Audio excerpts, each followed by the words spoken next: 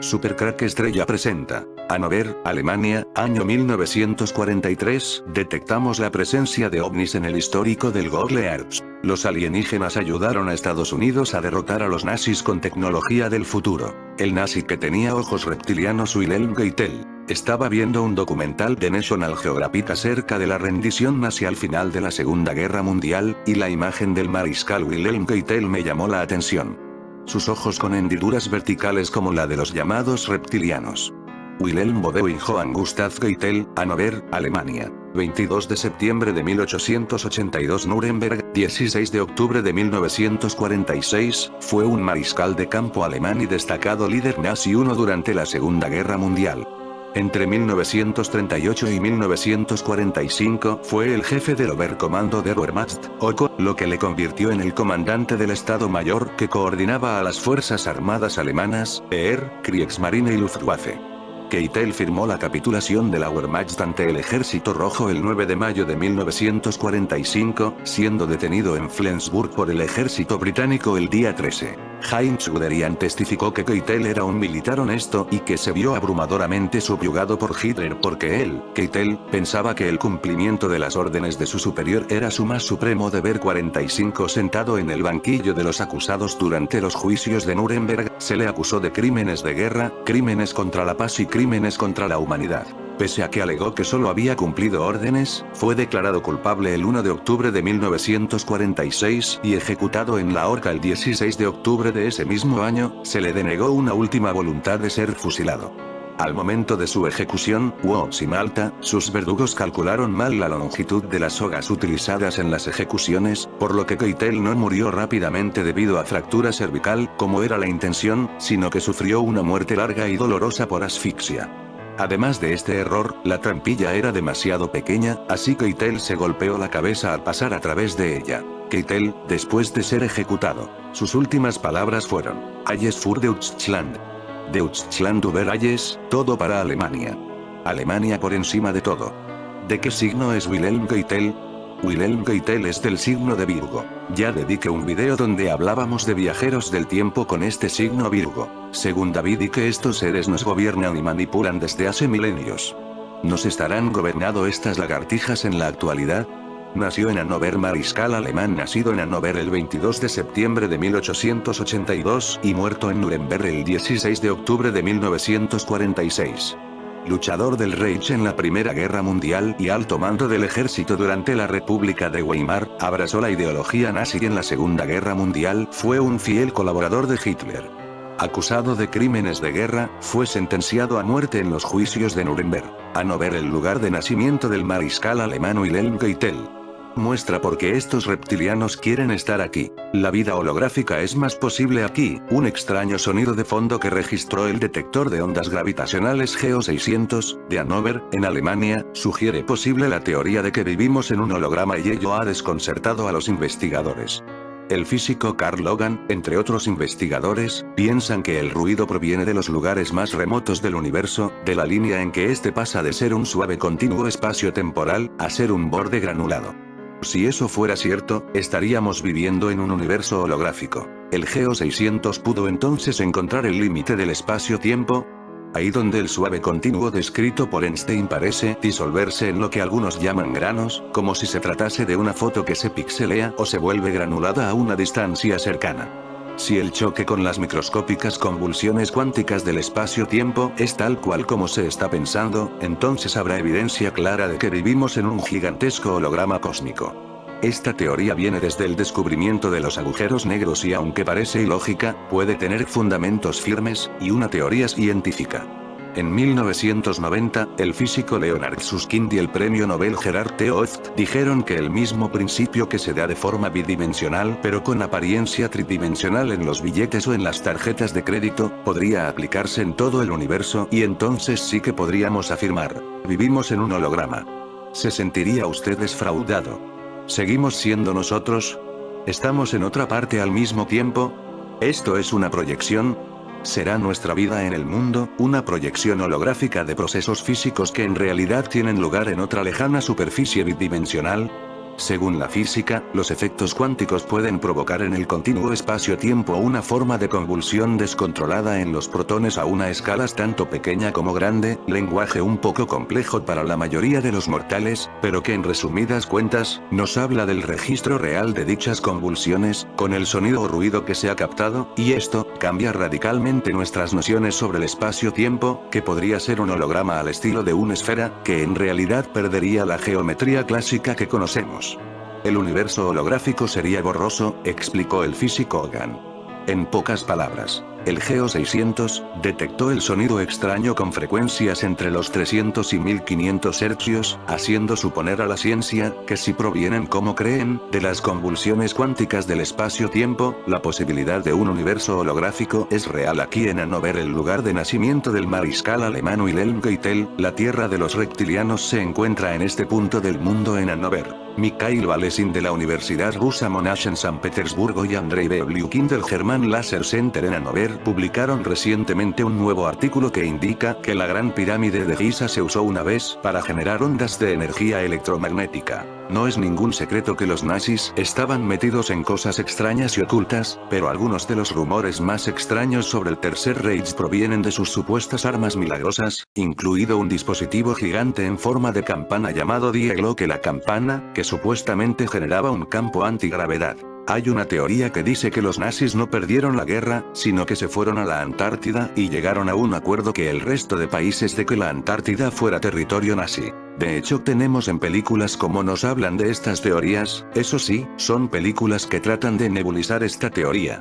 Hitler, un reptiliano que busca venganza. Ironsky, la película en la que los nazis viven en la luna, es una comedia que habla de estas teorías, buscando de alguna forma que la gente se las tome a risa. El 8 de mayo de 1945 el alto mando del ejército nazi se rindió de forma incondicional ante los aliados, poniendo fin de esta manera a más de 5 años de guerra en suelo europeo, pero no todas las fuerzas partidarias de Hitler aceptaron esa derrota. Desde una base secreta en la Antártida, un grupo de afines al régimen formado por estrategas, políticos, familias y grandes mentes científicas, ejecutaron su plan B de emergencia y partieron en diferentes naves espaciales hacia la Luna, en una base ubicada en la cara oculta del satélite terrestre. Esta sociedad nazi continuó educando a los niños en los principios fundamentales de su ideología, mientras se rearmaban en secreto esperando volver al planeta para empezar una nueva guerra y cumplir su venganza. Esta premisa tan alocada es la trama principal de la película Ironsky, una producción finlandesa, australiana y alemana, dirigida a Timo Borensola y estrenada en 2012. El filme es una comedia de serie B situada en 2018, momento en el que el ejército de la Luna ataca la Tierra con naves que recuerdan a los grandes zeppelines nazis. La resistencia de la humanidad será liderada por una presidenta que es una clara parodia de Sarah Palin. Los hechos tienen lugar 20 años después de la primera película. Tras una guerra atómica, los pocos supervivientes de la hecatombe se verán obligados a refugiarse en la base lunar de los nazis. Para evitar la extinción definitiva de la humanidad en ese forzado exilio, un pequeño grupo de personas debe volver a la Tierra y encontrar en sus entrañas el único artefacto que podrá salvarlos a todos, el Santo Grial, y ahí no acaba la cosa. En su camino, se enfrentarán a un mal que lleva oculto bajo tierra miles de años y que ha encontrado su momento para volver. Se trata de un ejército de reptilianos liderados por, ahora viene el bombazo definitivo, Adolf Hitler. El Führer, a lomos de un Tyrannosaurus Rex por supuesto, también hay dinosaurios, perseguirá junto a sus ejércitos a los supervivientes y tratará de conquistar el resto del mundo. Después de ver esta película, nadie se tomará en serio la teoría de los nazis en la Antártida, y de eso se trata, pero no os dejéis engañar. Una de las imágenes famosas de nazis reptilianos es ojos de reptil, ranuras, ojos de reptil, nazi Wilhelm Keitel. En la capitulación o rendición de los nazis ante los aliados. Según el autor y ex ingeniero aeroespacial William Tompkins, detrás de estas historias había muchas más cosas que solo el ocultismo y los rumores de una ingeniería alemana superior. Afirma que los nazis estaban siendo ayudados por una raza de reptiles alienígenas. En su libro Selected by Extraterrestrials, publicado hace un poco menos de 2 años antes de su muerte en 2017, Tompkins relata su trabajo en los proyectos de investigación secreta de la Marina durante la década de 1940, el diseño de la nave espacial para Douglas Aircraft Company y sus eventuales contribuciones al cohete Saturno y los programas Apolo. Las cosas toman un giro para lo dramático, sin embargo, cuando él describe lo que supuestamente aprendió de los topos en el programa aeroespacial nazi. Tompkins describe cómo los reptilianos ayudaron a los alemanes/nazis a construir bases subterráneas en cavernas antárticas remotas, que estaban ubicadas al lado de cavernas aún más grandes controladas por los reptiles.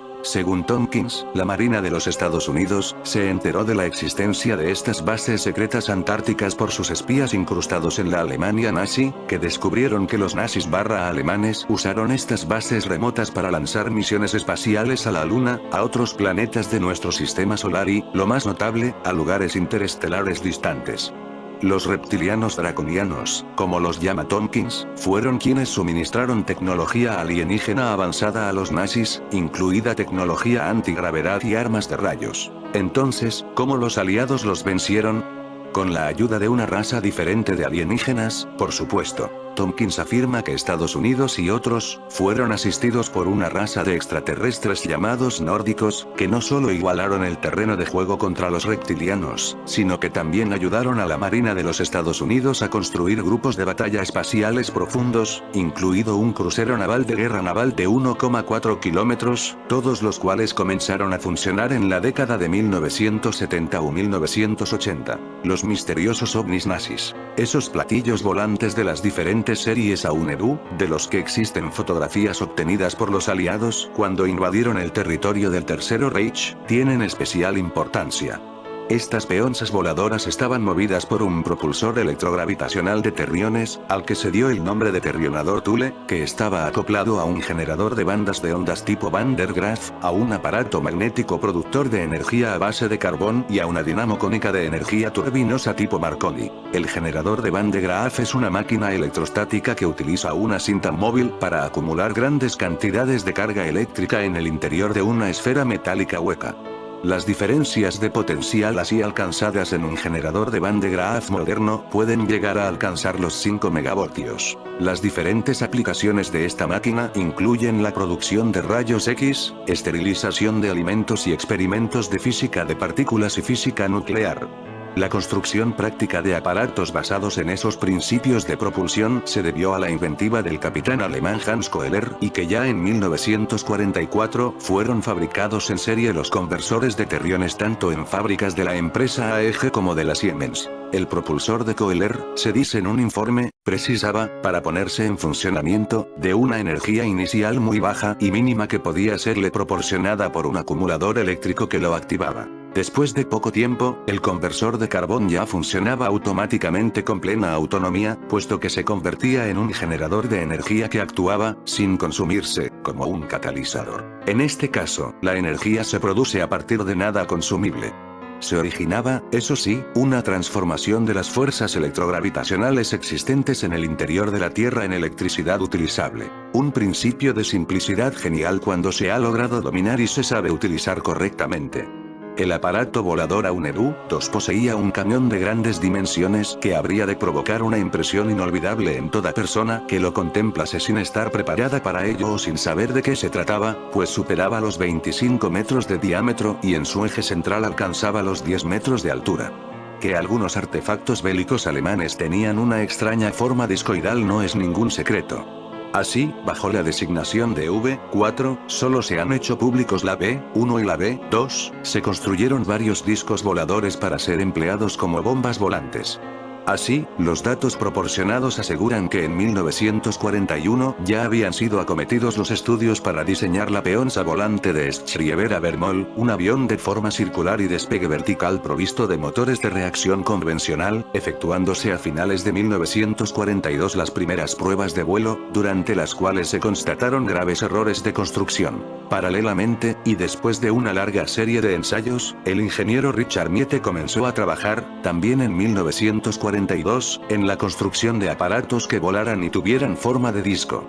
De sus investigaciones, realizadas en colaboración con el científico italiano Giuseppe Bellonzo, surgiría una nueva versión de la V-7, transcurrido un tiempo, y bajo el apoyo del propio Hitler, los equipos Miete-Bellonzo y Schriever-Avermol entraron en contacto con el propósito de aunar esfuerzos para realizar coordinadamente sus investigaciones y hacer otras en conjunto.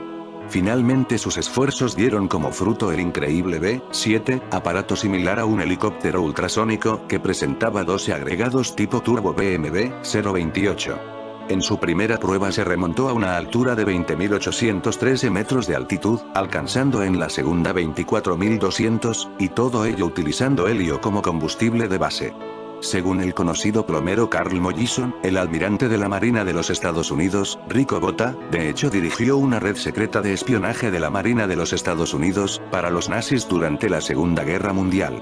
Y el almirante, que ahora habita en el reino de los espíritus, confirmó que un, entonces, joven William Tompkins, ahora de 95 años, trabajó para él en esta operación altamente clasificada durante la Segunda Guerra Mundial. Un análisis de la historia para el control de la Tierra durante la Segunda Guerra Mundial y la actualidad, por el almirante Rico Botta, canalizado por Carl Mollison. Desde su cuartel general en la base naval de San Diego, el almirante Botta supervisó a 29 jóvenes oficiales marinos que lograron infiltrarse con éxito en las instalaciones de investigación nazis de alto secreto en Alemania, trayendo archivos e información del desarrollo de nuevas tecnologías a los Estados Unidos, sesiones informativas clasificadas como secretas durante la guerra, según Tompkins. Estados Unidos sabía sobre el trato nazi con los extraterrestres reptilianos Draco. En una entrevista Tompkins reveló cómo los consultores reptilianos estaban ayudando a los científicos nazis alemanes de las SS a desarrollar tecnologías de armas de última generación para la época de la Segunda Guerra Mundial. Tuvieron, si quieres llamarlos así, consultores, que eran consultores extraterrestres reptilianos, de la constelación Draco-Dragón, que ayudaron con todas estas cosas diferentes que se necesitaron para diseñar y construir estas naves espaciales y sus sistemas de propulsión, así que este fue un programa extremadamente bien desarrollado y extremadamente bien documentado, una locura. Obtener copias de los documentos fue difícil para ellos, fue difícil para nuestros espías. Este fue un programa abierto solo en el nivel superior de las SS. Y fue lanzado fuera el gran dragón, la serpiente antigua, que se llama Diablo y Satanás, el cual engaña al mundo entero. Fue arrojado a la tierra, y sus ángeles, reptiles, fueron arrojados con él. Apocalipsis 12:9. El contraalmirante Rico Botta nació en Melbourne, Australia, el 2 de noviembre de 1890, hijo de Enrico y Lily Bagley Botta. Fue educado en las escuelas públicas de Melbourne, St. John's Preparatory School y Melbourne School of Engineering. Al ingresar a los Estados Unidos en 1908, se alistó en la Fuerza de Reserva Naval de los Estados Unidos como marinero de segunda clase en diciembre de 1917. Jurado en los Estados Unidos, en junio de 1918, ascendido a teniente el 1 de abril de 1919, transferido a la Marina de los Estados Unidos, en noviembre de 1921, luego alcanzó el rango de contraalmirante el 11 de enero de 1946.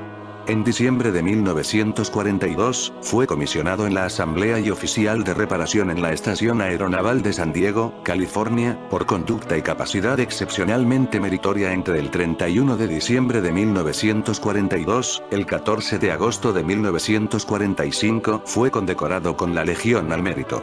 La cita dice en parte: por su sobresaliente conocimiento técnico y habilidad, su departamento para satisfacer las demandas cada vez mayores de los comandos aéreos de flotas para aviones de combate más nuevos, fue transferido a la lista de retirados de la Marina de los Estados Unidos, el 1 de diciembre de 1952. El espíritu de Botta comienza sus respuestas diciendo que cuando era joven y crecía en Australia, el vuelo humano y la aviación eran nuevas tecnologías y se sentía atraído por ir a donde estaba la acción.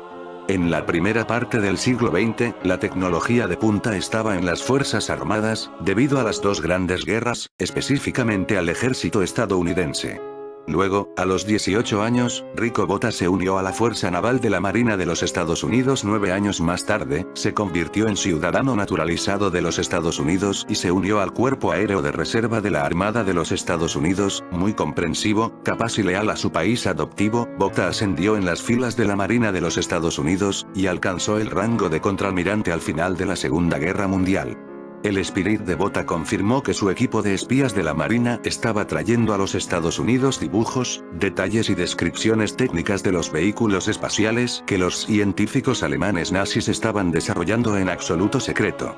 Bota admite: en primer lugar, no apreciamos los orígenes extraterrestres de esta información técnica, fue de poca utilidad para los ingenieros aeronáuticos navales estadounidenses o los ingenieros de la industria de defensa privada, aeroespacial, que recibieron estos paquetes técnicos durante la guerra. Operación Paperclip, el nazismo invade Estados Unidos. Pero nos abrió los ojos a algo muy serio que les estaba pasando a los nazis. Los científicos estadounidenses realmente no tenían idea de qué hacer con toda esta información de las nuevas tecnologías hasta después del final de la guerra, cuando los principales científicos alemanes fueron llevados a los Estados Unidos, a las empresas del complejo industrial militar de los Estados Unidos, bajo la custodia de los Estados Unidos. Operación Paperclip y científicos alemanes podrían explicar estos planos y dibujos técnicos. Durante y después de la Segunda Guerra Mundial, los nazis y los estadounidenses creían que tenían el control. De hecho, la única fuerza controladora eran los seres extraterrestres nórdicos y los reptilianos, que emplearon el control mental y la supervisión muy cercana de sus subordinados humanos. La única consideración real de estos extraterrestres fue la cooptación de los científicos nazis alemanes, que habían alcanzado un nivel avanzado de comprensión de la tecnología para la época, y la subyugación del capital estadounidense y los recursos industriales a través del complejo industrial militar, que controlaba estas cosas para cuidar de ellos lo mejor de los propios intereses de los extraterrestres en la creación de un programa espacial humano, secreto, altamente avanzado, que luego podrían manipular y controlar. El espíritu de Bota confirma que estuvo profundamente involucrado en la creación del SSP Secret Space Program, el programa espacial secreto. Él y su pequeño grupo de infiltrados y agentes de espionaje fueron considerados expertos debido a su temprana recopilación de inteligencia y difusión de los modelos y diseños capturados de naves espaciales nazis, los platillos voladores. Este programa pudo expandirse con la importación de científicos nazis, Paperclip, de Alemania después de la guerra. Bota admite, sin embargo, que la operación Paperclip fue una delicia para los extraterrestres. La humanidad está siendo atacada por alienígenas depredadores hiperdimensionales. Insertar a científicos alemanes en el programa espacial secreto estadounidense equivalía a emplear espías al más alto nivel de la investigación tecnológica norteamericana, en el país con el mejor y más grande parque industrial que se perfila como la principal potencia del planeta. Además, los científicos nazis alemanes nunca renunciaron realmente a su lealtad a los fundamentos ideológicos del Tercer Reich y el nazismo.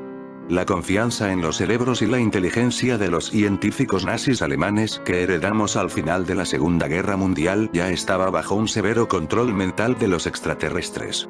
La totalidad de la experiencia humana de la Segunda Guerra Mundial fue diseñada por los extraterrestres Anunnaki, que reclutaron a los reptilianos para que fueran sus botas en el suelo ejecutores detrás de escena. Los extraterrestres reptilianos hicieron esto con placer, porque son una raza guerrera y se deleitan con la oportunidad de causar estragos y caos y ejercer poder y control sobre otros seres. Todo fue un subterfugio instigado, manipulado, controlado y enteramente mantenido por los extraterrestres, al que Estados Unidos después de la Segunda Guerra se unió voluntariamente, sin entender los oscuros orígenes, pero aceptando a esta gente los científicos nazis del proyecto Paperclip, y debido a los sentimientos de arrogancia de superioridad de ser los ganadores de la guerra, los estadounidenses tenían cierta presunción de que tenían una alta moral y podían explotar la tecnología alemana y los científicos nazis ahora para servir a sus nuevos amos, el gobierno de Estados Unidos. De hecho, sucedió exactamente lo contrario. Los norteamericanos, desde el colmo de su arrogancia e ignorancia, estaban siendo engañados y explotados. En fin, amigos de Supercrack Estrella, si el video te gustó, pulgar arriba.